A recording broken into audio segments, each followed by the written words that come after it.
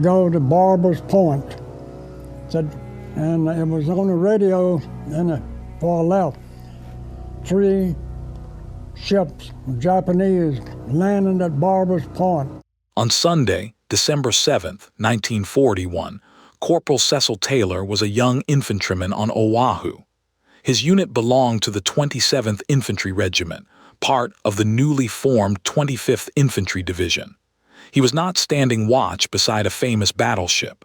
He was near Wheeler Field, where Army aircraft sat close together beside their hangars.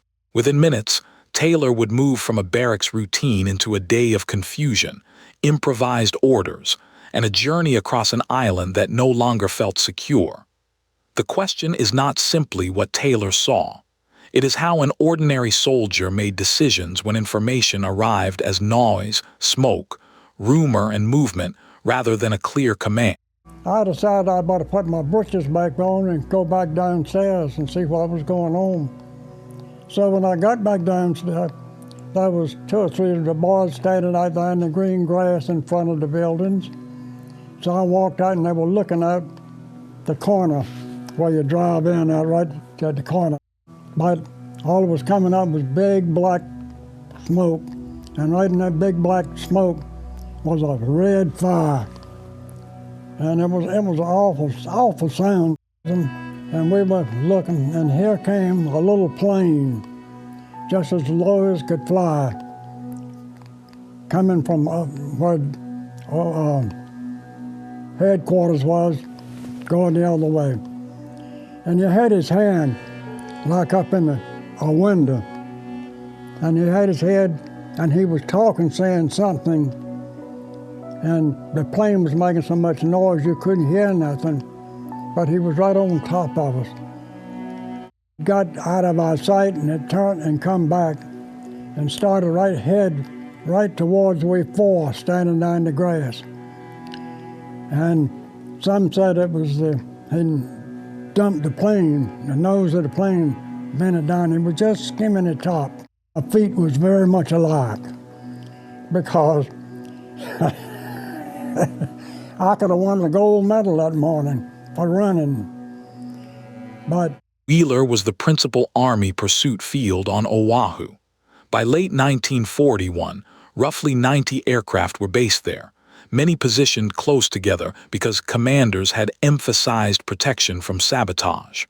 That arrangement simplified guarding the field. On this morning, it also left the aircraft concentrated in a small area. The first formations reached Oahu shortly before 8.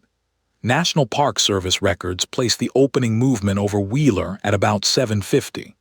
25 dive aircraft focused on the hangars, while other aircraft moved across military sites around the island. Taylor's barracks stood close enough for the structure to shake, and for the men outside to see the field change before they understood the scale of the event. This is the moment the official timeline cannot convey. Maps can show Wheeler, Schofield Barracks, and Pearl Harbor. Unit records can show which formations arrived and when. Taylor remembers distance differently. The height of a passing aircraft, the movement of a pilot's hand, and 4 men realizing that the machine had turned toward them. His decision required no briefing. He moved. That quick reaction became the strongest memory in his account, but it did not end the day. Once the immediate danger passed, Taylor and the others faced a second problem. Their unit needed men back at its position, yet normal transport and communication had broken down. But we wanted to get back to the country and get back to our men anyway in town. But we had no way to get. Nothing was going. Everybody was gone. And there was a 2.5-ton truck sitting out there. And one of the boys said, "I can drive that thing." And I don't think nobody said a word. Everybody, four of us, 2 of us went into the front, 2 driving, 2 of us in the back. And the hooks on the old truck that went over where you could put a curtain over top of it in case of raining, but there wasn't no cover on it. And we were standing there holding up them shells, and they would get, and we would bump, bump, bump, bump, bump. So we got back as far as Pearl Harbor. The truck solved one problem and created another. It gave 4 soldiers movement at the exact moment movement mattered, but no one had issued it to them. They were acting inside a chain of command that had not disappeared, yet could no longer answer every immediate need. Oahu's roads linked army posts, airfields, Honolulu, and the naval base. They also carried everyone trying to understand the same morning. Military vehicles, medical traffic, unit messengers, and men returning from leave entered a road network built for peace. Taylor's group moved south with no complete picture of what waited ahead. Taylor's memory carries an almost comic tension.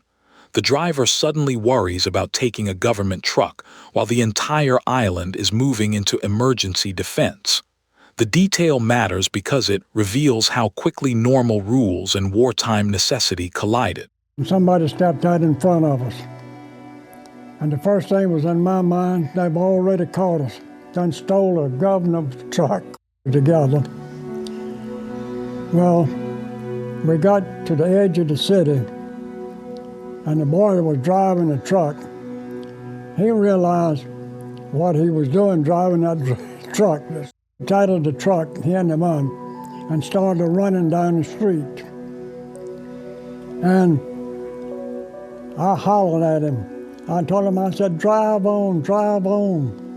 He turned around, he looked at me, he said, you don't think I'm gonna drive this truck, a stolen truck? And I'm getting tangled up. He wasn't gonna drive that heavy truck right up to headquarters, a stolen truck. So he started running. So we got by the truck and rode with him. We got down to where Possum was. And they had pulled 2 or 3 trucks up to where we were at a little headquarters there. These men were not following a rehearsed route. They were adapting one decision at a time. By the time they reached their headquarters, the next phase had already begun. Men were being collected wherever they could be found. Some wore uniforms. Others had spent Saturday night in town and returned in civilian clothes. The immediate priority was presence, not appearance. A serviceman come by with a uniform on. He was grabbed, whether he was a Marine, who he was. A lot of them, the boys had been to town on Saturday and spent the night, had civilian clothes on. And they got by with it pretty good. The report from Barbers Point was not a confirmed landing. It was a rumor moving through a damaged information system, yet commanders could not safely ignore it. Oahu's southern and western approaches mattered, and a force arriving there could threaten roads, airfields, and Honolulu. 3 truckloads went toward Barbers Point.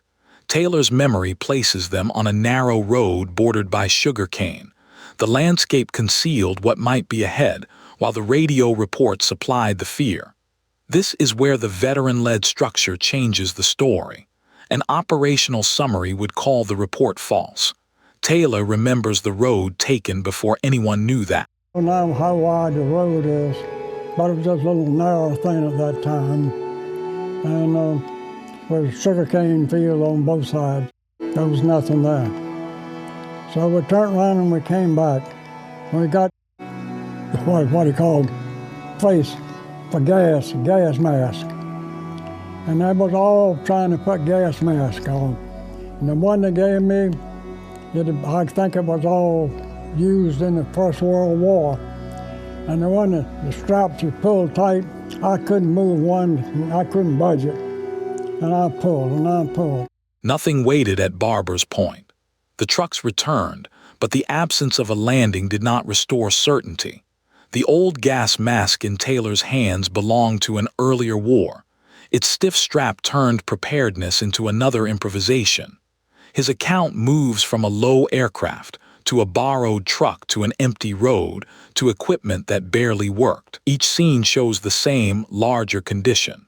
A modern military system trying to reorganize itself faster than reliable information could travel. The radar station at Apana had detected the incoming formation before the first movement over Wheeler. The operators reported an unusually large signal, but the information was interpreted as expected American aircraft. That episode is often told as a warning missed at the top. Taylor's story shows the other end of the same problem.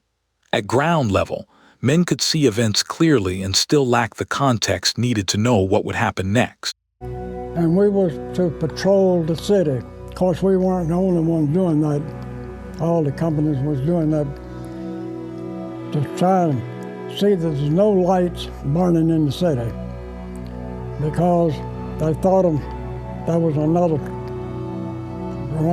group was coming in by planes again that night.